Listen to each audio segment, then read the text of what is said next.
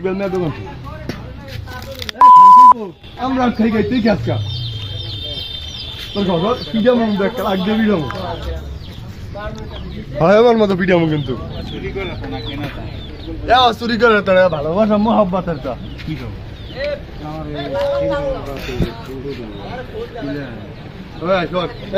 তোকে এলাকায় গেছিলাম নয়